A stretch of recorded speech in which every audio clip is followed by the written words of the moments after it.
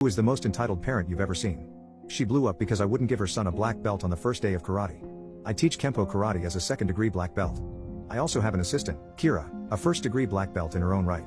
I don't own the gym, my instructor does, but since he's gotten older, me and Kira handle the younger classes while he handles the business side of things plus adult class.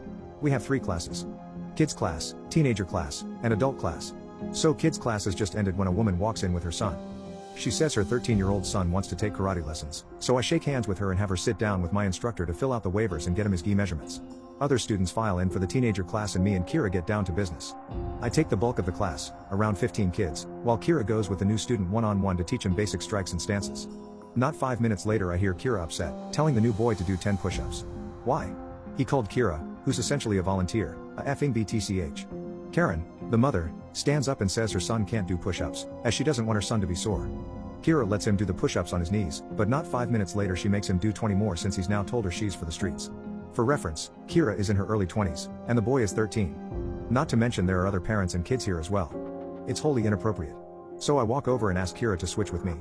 As she does, she gives me bug eyes and mouths what the hell? So I walk over and ask the boy why he insulted my assistant Kira. He said he doesn't like girls. When I asked him what he meant, he said he only listens to his dad or other boys. He won't listen to me at all. He needs some discipline. The mother confirms to me, chuckling. As if raising a monster is something to laugh about. When do I get a black belt like you have? The boy asks me. Mind you, he's been punching the air the entire time. This boy is aggressively hyper. Well, it takes quite a while. I've been training since I was 5 and earned my black belt at 21, so it took me a while. I say. Nah, I don't want to wait that long. I want mine now. He says, his chubby face now red and sweaty from the shadow boxing. The mother motions me over and whispers in my ear. Do you think you could give him one? Just to make him happy? No, sorry, he has to earn one. We aren't a belt factory. Well, he never gets told no. I'm sorry, but that's not how we do things here. I have money, I can pay you extra. No, sorry, we only give belts when they're earned. After several minutes of arguing and conversation that leads nowhere, Karen snaps at me. I paid you, so give my son a black belt now. She stands up and points a finger in my face. It was so sudden that I reflexively took a step back. Hey, chill out, lady. Some of the other parents chime in. Before I can reply to Karen, I hear a loud commotion behind me. I hear more parents and students shouting. I turn and see the new boy smacking and hitting a girl in the class. Kira is shouting, hey, stop. However, this girl that the new boy is hitting is a purple belt and a little feisty of her own. She loads a front kick and hits brat boy center mass, right in his flappy stomach. He shouts and doubles over, crying tears of pain. I was so proud of her. Hey, that little jerk hurt my son. Karen runs past me onto the mat and gets in the face of the 14-year-old girl her son just attacked. This girl is already scared and starts to cry, but Karen ups the ante and shoves this girl in the chest with her hand. Kira gets between them and is red-faced and enraged. I immediately rush over and try to defuse the situation, but neither of them are having it. Parents stand up and start shouting. Keep your hands off my daughter. The girl's father, who was with the other parents, yells at Karen. He starts approaching aggressively but backs off when he realizes me and Kira, both black belts, are by her. Now, you should know something about Kira.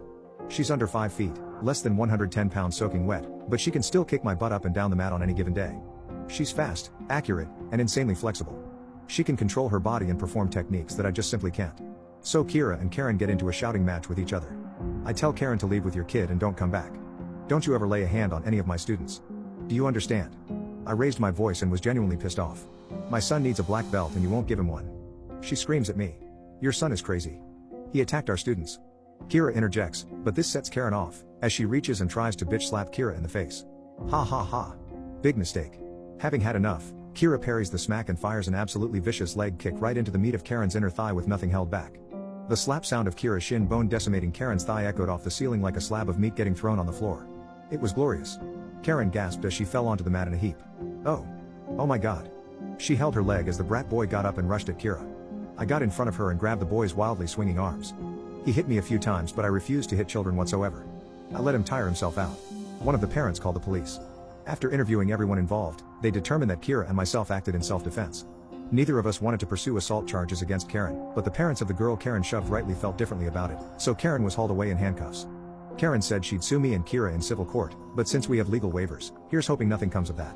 As for the boy, I honestly feel bad. His childhood has been robbed by piss-poor parenting, and I wish we could have had more time to straighten him out. I have a particular dislike for his views of women, and feel like I really could have helped turn him around. Maybe, maybe not.